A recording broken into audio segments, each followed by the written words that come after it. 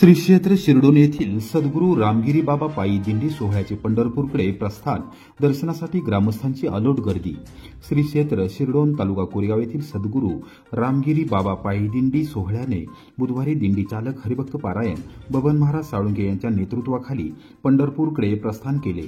दिंडी सोहळ्यात दर्शन घेण्यासाठी ग्रामस्थांनी अलोट गर्दी केली होती। कोरेगाव कृषी उत्पन्न बाजार समितीचे माजी सभापती जयवंतदादा घोरपडे, डॉ प्रमोद घोरपडे यांच्यासह मान्यवरांच्या उपस्थितीमध्ये दिंडी सोहळ्याचे प्रस्थान झाले। यावेळी कोरेगाव येथील प्रख्यात उद्योजक दत्तात्रय नारायण शिखरे व वैशाली दत्तात्रय शिखरे यांनी स्वर्गीय नारायण यशवंत शिखरे यांच्या स्मरणार्थ दिंडी सोहळ्यात सहभागी झालेल्या वारकऱ्यांना मोफत प्रवासी बॅगचे वितरण केले। सुमारे 350 भाविकांना या बॅगचा लाभ घेता आला।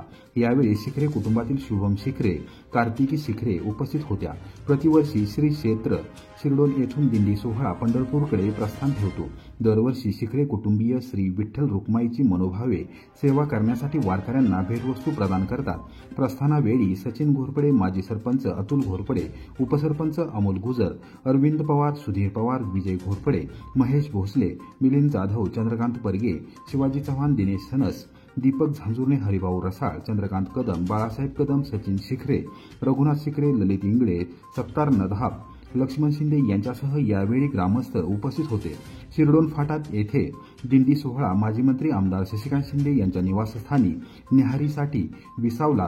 युवा नेते साहिल शिंदे, जयवंतदादा घोरपडे यांच्यासह कोरेगावचे नगरसेवक हेमंत बर्गे, प्रीतम बर्गे यांच्यासह पदाधिकारी व कार्यकर्त्यांनी दिंडी सोहळ्याचे जल्लोषात स्वागत केले। हरी नामाचा गजर करत दिंडी सोहळा कोरेगावकडे रवाना झाला। आमदार शशिकांत शिंदे यांच्या पुढाकाराने माथाडी कामगारांच्या प्रश्नांबद्दल मुंबईत महत्त्वपूर्ण बैठक, अनेक विषयांवर चर्चा करून घेतले निर्णय। मुंबईत झालेल्या अर्थसंकल्पीय अधिवेशनामध्ये उपस्थित केलेल्या मुद्द्यांच्या आधारे पणन मंत्री जयकुमार रावल यांच्या अध्यक्षतेखाली बुधवारी दुपारी 1:30 वाजता मंत्रालयात माथाडी कामगारांच्या प्रश्नांवर व्यापक बैठक घेण्यात आली। आमदार शशिकांत शिंदे यांच्या पुढाकाराने झालेल्या या बैठकीत अनेक विषयांवर चर्चा करण्यात आली व महत्त्वपूर्ण निर्णय घेण्यात आले। माथाडी कामगारांच्या प्रलंबित प्रश्नांबाबत तत्कालीन पणन मंत्री यांनी विधान परिषदेत झालेल्या चर्चेच्या वेळी दिलेल्या आश्वासनानुसार ही बैठक आयोजित करण्यात आली होती। यावेळी प्रश्नांच्या सोडवणुकीसाठी माथाडी कामगारांचा प्रतिनिधी या नात्याने बैठकीस उपस्थित होतो। या बैठकीमध्ये कामगारांचे हक्क, कामाचे सुरळीत नियोजन आणि न्याय या विषयांवर सखोल चर्चा करण्यात आली आणि कामगारांना अपेक्षित असलेले निर्णय राज्य सरकारने घेतले असल्याचे आमदार शशिकांत शिंदे यांनी सांगितले। कामगारांचे जीवनमान उंचावण्यासाठी आणि त्यांना स्थैर्य मिळवून देण्यासाठी राज्य सरकार आणि संबंधित यंत्रणांनी सकारात्मक भूमिका घ्यावी अशी मागणी यावेळी आमदार शिंदे यांनी केली। या बैठकीस वरिष्ठ अधिकारी, माथाडी संघटनांचे प्रतिनिधी आणि प्रशासनातील अधिकारी यावेळी उपस्थित होते। कामगारांचे हक्क अबाधित राहिले पाहिजे, त्यांची प्रलंबित मागणी तात्काळ पूर्ण झाली पाहिजे यासाठी आपण आग्रही आहोत। यापुढे तशीच वाटचाल सुरू राहणार असल्याचे आमदार शिंदे यांनी निदर्शनास आणून दिले। मान तालुक्यात शिरतावच्या पोलीस पाटलावर वाळू चोरी प्रकरणी मसवड पोलीस ठाण्यात गुन्हा दाखल, तब्बल 7,65,000 रुपयांचा मुद्देमाल जप्त। मान तालुक्यातील मसवड भागातील शिरताव गावचा पोलीस पाटील सुरेश ज्ञानदेव चंदनशिवे याला वाळू चोरी करताना मसवड पोलिसांनी रंगेहात पकडले आहे। त्याच्यावर रितसर गुन्हा दाखल करण्यात आला आहे। याबाबत मसवड पोलिसांनी बुधवारी सायंकाळी 6:30 वाजण्याच्या सुमारास दिलेल्या माहितीनुसार शिरताव गावामधील लक्ष्मी आई मंदिराच्या जवळ देवापूरकडे जाणाऱ्या रस्त्यावर लाल रंगाच्या ट्रॅक्टर आणि ट्रॉलीमधून चोरी छुपे वाळू चोरी सुरू असल्याची गोपनीय माहिती पोलिसांना मिळाली होती। त्यानुसार मसवडचे सहाय्यक पोलीस निरीक्षक अक्षय सोनवणे, अमर नारनवर, मैना हांगे, राहुल थोरात, नवनाथ शिरकुळे, अभिजित भादुले, अनिल वाघमोडे व वसीम मुलांनी यांनी त्या ठिकाणी जाऊन प्रत्यक्ष पाहणी केली। त्यांना दस्तूरखुद्द शिरतावचा पोलीस पाटीलच वाळू चोरी करताना आढळून आला। पोलिसांनी तात्काळ पाठलाग करून ट्रॅक्टर व ट्रॉली ताब्यात घेतली। एकूण 7,65,000 रुपयांचा मुद्देमाल पोलिसांनी जप्त केला आहे।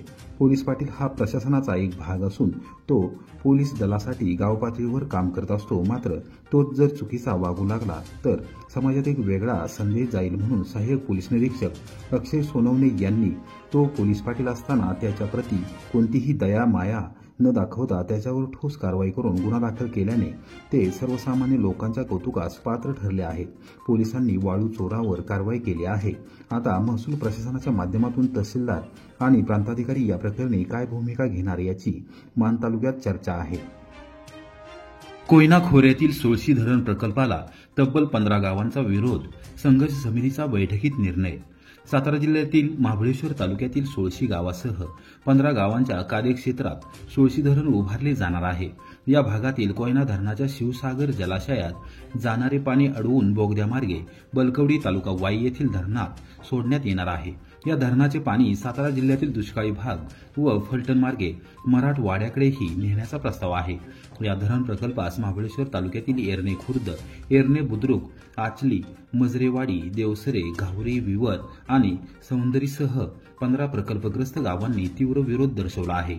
स्थानिकांच्या मागण्या मान्य केल्याशिवाय धरण प्रकल्पास कोणतीही संमती दिली जाणार नाही, असा ठराव नवी मुंबई येथील घनसोली येथे झालेल्या महत्त्वपूर्ण बैठकीत सोळशी सामाजिक संघर्ष समितीने केला.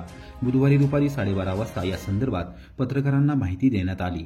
मुंबईतील बैठकीस महाबळेश्वर पंचायत समितीचे माजी सभापती संजय गायकवाड, सोळशी सामाजिक संघर्ष समितीचे अध्यक्ष विश्वनाथ घाडगे, शिवसेना उपविभाग प्रमुख रमेश सतपाळ, शिवसेना शाखाप्रमुख गोरेगाव विभाग अंकुश मोरे, उद्योजक विलास जाधव, अरुण मोरे, संघर्ष समितीचे उपाध्यक्ष श्रीरंग मोरे, विश्वनाथ घाडगे, रमेश जाधव, सुनील जाधव, तानाजी संकपाळ, प्रकाश सतपाळ, राजेंद्र घाडगे पाटील, महेंद्र घाडगे, सतीश मोरे, अरुण मोरे, रमेश जाधव, चंद्रकांत जाधव, गणेश गायकवाड, सुनील जाधव, शैलेश जाधव, नितीन दादा घाडगे, सुनील गुरुजी व ग्रामस्थ यावेळी उपस्थित होते. संजय बाबा गायकवाड यांनी बैठकीतून थेट मदत व पुनर्वसन मंत्री मकरंद पाटील यांच्याशी संपर्क साधून गावकऱ्यांच्या भावना पोहोचवल्या असून आपल्याला 100% न्याय मिळेल असे सांगितले. आमचा विकासाला विरोध नाही, पण जमिनींचा योग्य मोबदला महाबळेश्वर तालुक्यातच पुनर्वसन आणि हक्काची घरे मिळाल्याशिवाय प्रकल्पास मान्यता नाही, असा ठाम निर्धार करण्यात आला. सोळशी सामाजिक संघर्ष समितीने लढ्याचे नेतृत्व करण्याचा निर्धार व्यक्त करत न्याय न मिळाल्यास तीव्र लोकशाही आंदोलन उभारण्याचा इशारा दिला आहे. सातारा जिल्ह्यातील महाबळेश्वर तालुक्यातील सोळशी गावासह 15 गावात सोळशी धरण उभारले जाणार आहे. या भागातील कोयना धरणाच्या शिवसागर जलाशयात जाणारे पाणी अडवून बोगद्यामार्गे बलकवडी तालुका वाई धरणात सोडण्यात येणार आहे. या धरणाचे पाणी सातारा जिल्ह्यातील दुष्काळी भाग व फलटण मार्गे मराठवाड्याकडेही नेण्याचा प्रस्ताव आहे. या धरणग्रस्तांचे महाबळेश्वर तालुक्यातच पुनर्वसन करण्यात यावे, अशी या गावातील धरणग्रस्तांची प्रमुख मागणी आहे. या भागाचे लोकप्रतिनिधी, मदत व पुनर्वसन मंत्री मकरंद पाटील यांचा धरणग्रस्तांच्या मागणीला पाठिंबा आहे. उपमुख्यमंत्री एकनाथ शिंदे यांच्याकडेही मकरंद पाटील आणि प्रकल्पग्रस्त ग्रामस्थांनी आपली भूमिका स्पष्ट केली आहे. जळगावमध्ये वयोवृद्ध व्यक्तीस जातीवाचक शिवीगाळ, कोरेगाव पोलीस ठाण्यात गुन्हा दाखल. जळगाव तालुका कोरेगाव येथील किसन सावळा बागाव या ज्येष्ठ नागरिकास काहीही कारण नसताना जातीवाचक शिवीगाळ केल्याप्रकरणी त्याच गावातील अरुण अंतू जाधव यांच्या विरोधात अॅट्रॉसिटी कायद्याखाली कोरेगाव पोलीस ठाण्यात गुन्हा दाखल करण्यात आला आहे. या संदर्भात फिर्यादी ज्येष्ठ नागरिक किसन सावळा बागाव यांनी बुधवार दिनांक 25 जून रोजी दुपारी 3:30 वाजता पत्रकारांना सांगितले की गुरुवार दिनांक 19 जून रोजी सकाळी 9:30 वाजण्याच्या सुमारास घराशेजारी असलेल्या जनावरांच्या गोठ्यामध्ये जनावरांना वैरण टाकण्यासाठी गेलो होतो. त्यावेळी शेजारी वास्तव्यास असणाऱ्या अरुण जाधव यांच्या शौचालय व स्वच्छतागृहातील सांडपाणी आमच्या जागेत येत असल्याचे दिसून आले. त्यावेळी मी त्यांना हाक मारून घराबाहेर बोलावून घेतले आणि सांडपाण्याची काहीतरी व्यवस्था करा असे सांगितले. त्यावेळी अरुण जाधव हे अंगावर धावून आले आणि त्यांनी माझ्या घरातील सांडपाणी कुठेही सोडेन, माझी मर्जी आहे असे म्हणत जातीवाचक शिवीगाळ करून माझा अपमान केला आहे. यावेळी जाधव यांच्याशी कोणताही वादविवाद न करता मी कोरेगाव पोलीस ठाण्यात जाऊन फिर्याद दाखल केली आहे. कोरेगाव पोलीस ठाण्यात गुन्हा दाखल झाल्यानंतर तपास अधिकारी तथा उपविभागीय पोलीस अधिकारी सोनाली कदम यांनी घटनास्थळी भेट देऊन तपासाच्या अनुषंगाने चौकशी केली आहे, असेही पागाव यांनी सांगितले. दरम्यान गुन्हा दाखल होऊन बरेच दिवस उलटले तरी पोलिसांनी अद्याप कारवाई केलेली नाही. ज्यांच्या विरोधात गुन्हा दाखल केला आहे ते बिनबोबाट गावात फिरत आहेत. पोलिसांनी याविषयी तात्काळ लक्ष घालून कारवाई करावी अशी मागणी देखील किसन बागाव यांनी केली आहे.